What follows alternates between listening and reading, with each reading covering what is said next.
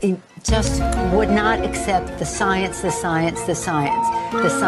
says you must test, trace, treat, you must wear your mask, you must have sanitation, you must have social distancing. Hey, kids! We're taking things that are, genetically modified organisms, and we're injecting them in little kids' arms. We just shoot them right into the vein. Gates' business strategies came under fire in 1998 when the United States Department of Justice sued Microsoft for antitrust violations. This is tape 3 of the videotape deposition of Bill Gates on September. During the 18-month trial, Gates gave hours of videotaped testimony. What were the non-Microsoft browsers that you were concerned about in January of 1996?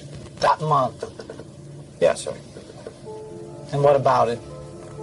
What non-Microsoft browsers were you concerned about in January of 1996? I don't know what you mean concerned. What is it about the word concerned that you don't understand?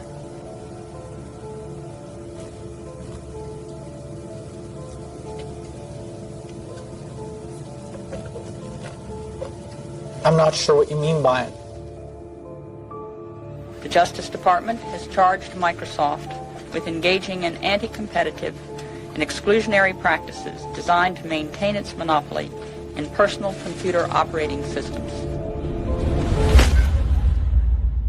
In a move to overshadow the negative press, Gates invested $100 million to set up the Bill and Melinda Gates Foundation. Overnight, Bill Gates transformed his public image from ruthless tech monopolizer to the world's most generous philanthropist. I'm pleased to announce that we're pledging an additional $1 billion We had the chance to witness Bill Gates 2.0, the man you don't know. The rebranding campaign paid off. His net worth swiftly doubled, earning Bill Gates the title of richest man in the world. You've invested $10 billion in vaccinations over the last 2 decades, and you figured out the return on investment for that, and it kind of stunned me. Can you walk us through the math? In a Wall Street essay, Bill Gates declared vaccines the best investment I've ever made. There's been over a 20-to-1 return. So if you just look at the economic benefits, that's a pretty strong number compared to anything else. The Gates Foundation expanded rapidly into a massive, vertically integrated, multinational corporation, controlling every step in a supply chain that reaches from its Seattle-based boardrooms to the villages of Africa and Asia. Is the world's largest private philanthropy causing harm?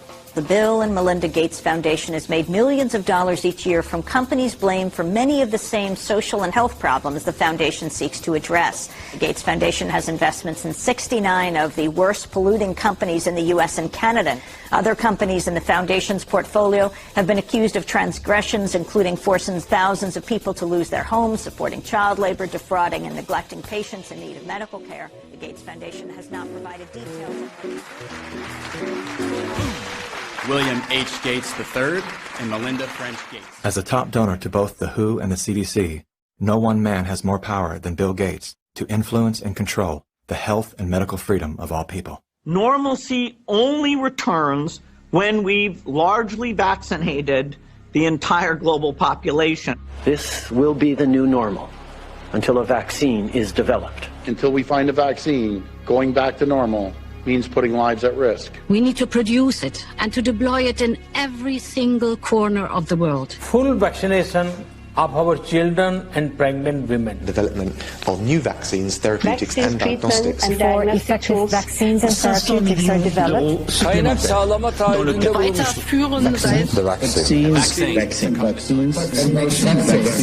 We've already bought the syringes. We already know where it's going to happen. We're thinking about what that's going to be. It's all part of this plan. Our military is now being mobilized, so at the end of the year, we're going to be able to give it to a lot of people very, very rapidly. In 1986, President Ronald Reagan signed the National Childhood Vaccine Injury Act, granting total immunity to vaccine manufacturers. After a decade of lawsuits related to vaccine injuries and deaths, vaccine makers were going bankrupt. In a move to coerce policymakers, vaccine companies threatened to stop making vaccines until they could be legally shielded from liability. To this day, when someone is injured or killed as the result of an adverse reaction, it is the U.S. taxpayers that pay for the damages. Welcome back. Were several Indian tribal girls used as guinea pigs? The report alleges that 2 American pharma giants' untested vaccine was administered to thousands of tribal girls without proper study and paperwork. India was among the hardest hit after Bollywood celebrities were incentivized by the Gates Foundation to urge the public to submit to mass vaccinations. In 2009, tribal children were administered the HPV vaccine. Over 24,000 girls were told they were being given wellness shots, in many cases without the informed consent of a parent or a guardian. The people that were administering these vaccines lied to the guardians of these girls and told the girls, oh, this is going to cure cancer, you're never going to have cancer. And these girls became severely injured. Some of them developed seizures, some of them developed cancer, and 7 girls died. And there was no insurance, there was no assistance for them, and the Gates Foundation denied that it had been clinical trials. And it was so bad that the parliament in India created a task force, they studied it, and they kicked out the Gates Foundation. But India is a barbaric country. Things happen here in a very barbaric way. But I was surprised to find an American organization operating in broad daylight, doing things in a very, very, let's say, Indian fashion. And so the route I took was that I want the whole procedure to be investigated. The Indian Parliament formed a committee, and it was to me a rather surprising move because you generally don't often have such a high-level inquiry into matters affecting poor people. And that was such an extraordinary report. I don't think Indian Parliament has ever come out with such a scathing report. And the government officials came up and said, we shouldn't have authorized this. We're sorry. We're not going to allow them again. And now they're back doing their same old tricks again.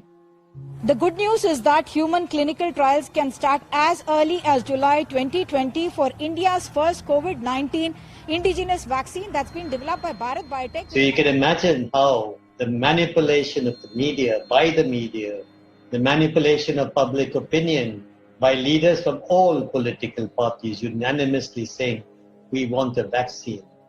And the worst thing is they are taken as philanthropists, whereas what this actually is the acquisition of political and financial power. And I think the second most populous country with 1.3 billion people is going to be a good base for pharmaceutical companies to make a killing and also kill a lot of people in the process. Yes, I just find it a pity that we haven't been able to get any benefit for the girls who suffered, you know. It's so terrifying as to what they're actually doing with the world. We're taking things that are, genetically modified organisms, and we're injecting them in little kids' arms. We just shoot them right into the vein. A 2018 scientific study released in the International Journal of Environmental Research and Public Health concluded that over 490,000 children in India developed paralysis as a result of the Gates-supported oral polio vaccine that was administered between the years of 2000 and 2017.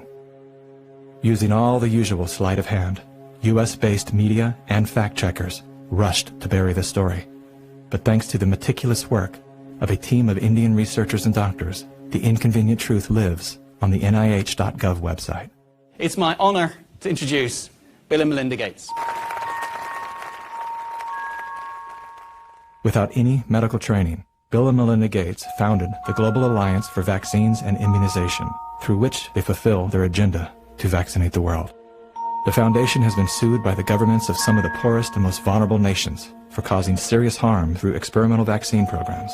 If you just look at healthcare workers around the world, they deserve to get the vaccine first. Here in the United States, really, it's going to be Black people who really should get it first, and many indigenous people. Vaccines were always taught to us that it was safe, it was healthy. This is things that we had to do.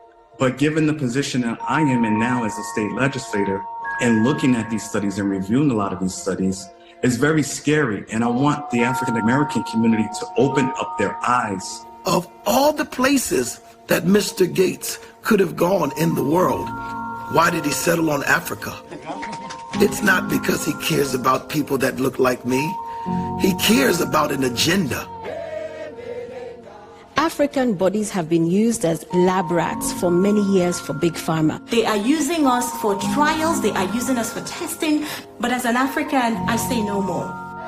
Africans, they're tired of becoming the guinea pigs of the world. Their antennas are raised and they're telling each other all over social media. They're on high alert right now. There is a policy of the American government. It's called the Kissinger Report, which was produced in the mid-70s. And it explicitly states that the purpose of the foreign policy in Africa was to reduce the population, because they have great mineral resources there. At the time, Kissinger and those involved with the Carter administration wanted to shrink the population, make sure that the Africans do not develop and do not use the resources for themselves, because we in the States, we need them. There is a concerted effort of foreign powers to control the population of Africa. Some children did survive the botched vaccinations last month and will recover, but 15, all under the age of 5, died from fever, vomiting, and diarrhea. Human errors contributed to the unfortunate deaths of the children. How can you believe Big Pharma but not believe these parents when they tell you that their children have been injured by Big Pharma? I don't care how big this corporate machine looks. As a parent, I can tell you, these people will never stop fighting for their kids.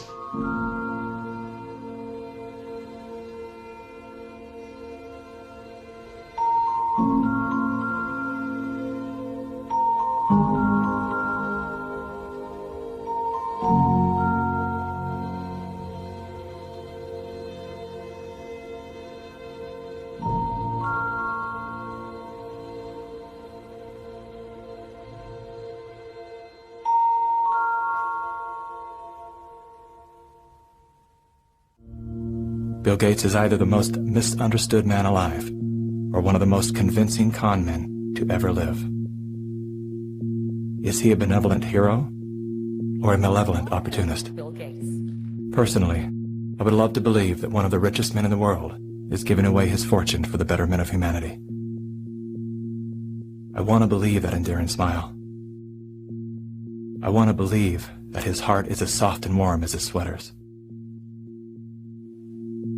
At the very least, I want to believe that he's unaware of the damage he's done.